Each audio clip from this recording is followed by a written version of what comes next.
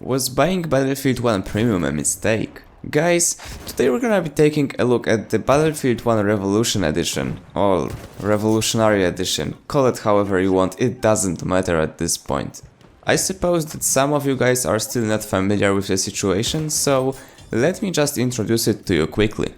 The Battlefield 1 Revolution Edition is basically a vanilla game plus premium for $60.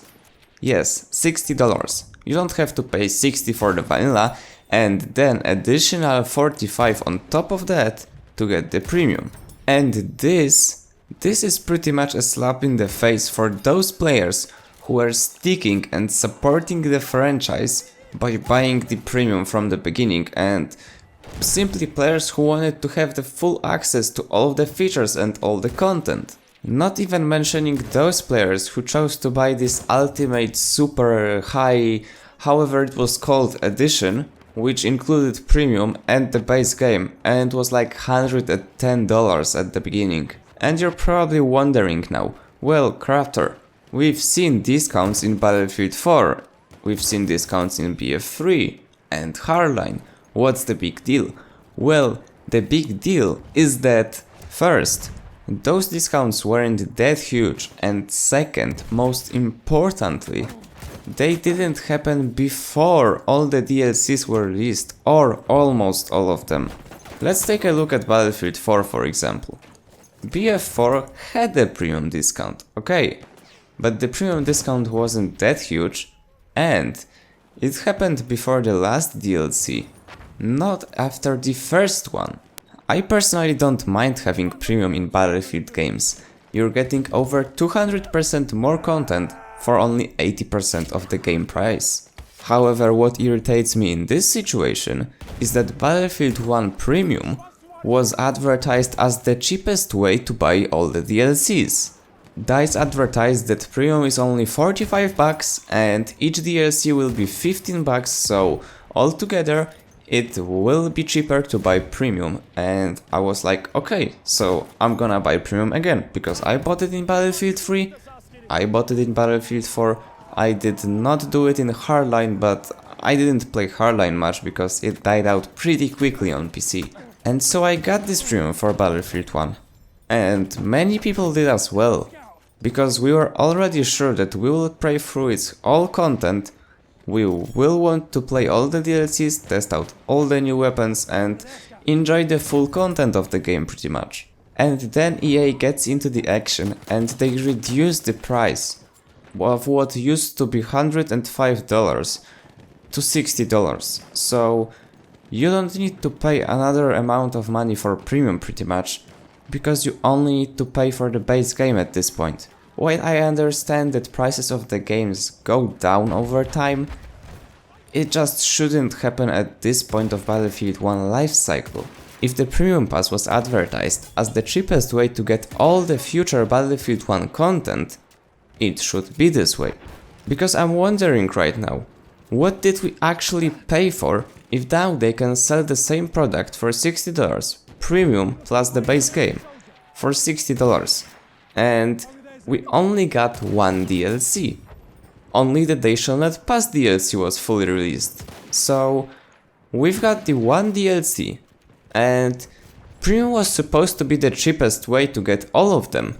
So what did we actually pay for? Because it looks like we paid those $45 for Premium just to play the They Shall Not Pass DLC. And some of you may say that you've played the game for almost a year, and those people who will buy the BF1 Revolution Edition obviously couldn't do that because they didn't own the game yet. And while I fully agree with this, because it is true, and it is the fact that we've been playing for almost a year and they obviously couldn't because they haven't bought the game yet. But the main problem I see here is that either the DLCs weren't released fast enough, or the discount was made too early. I am fully aware of the fact that from the marketing point of view and business side of the thing, the retailer will always charge you the highest amount of money that you are willing to pay for the certain product. Except that there is a second part in the business and the marketing. It's called the relationship with your client. And I've been going all over the internet looking at what people say about this Battlefield 1 Revolution Edition, and 99% of the people who actually had their opinion on the subject claim that they feel scammed at this point. And trust me guys, if this Revolution Edition was $80 for the premium and the vanilla game, no one would say anything. There would be a couple of people upset about it, but they wouldn't be whining about it 24/7 all over the Reddit, Battlefield forums, Twitter and other places. And why would I want it to be $80? Well, because if it was $80, the current customers who already own the premium and the vanilla game would feel like, alright, they reduced prices of the premium but they still are charging for it. And that would be completely fine. They see that the base game is $60 and then the new players have to pay additional $20 to get the premium. And how do they feel now? Well, for now, they feel like new players don't have to buy premium because everything is included in the vanilla game price. And I don't really get that move from EA. Like, they have tons of people responsible for the marketing, for business, for psychology of the customers. They are one of the biggest game publishers in the industry. It's not some guy selling lollipops to the kids in the neighborhood. It's one of the biggest game publishers ever. And yet, they still managed to make a mistake like this. I mean, they had option 2 as well. They could have added something epic for the current premium players and make this Revolution Edition for $60. But we, as players, wouldn't be complaining then, because we would get something as well. And we didn't get anything extra. We don't have extra maps, we don't have extra weapons, skins, battle packs, nothing.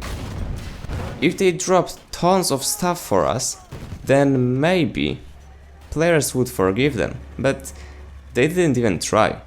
At this point there was no move from EA towards the current premium players who already bought the product. I wonder why no one from Battlefield industry actually say anything about this, make videos, nothing. There's no response from the community and YouTubers.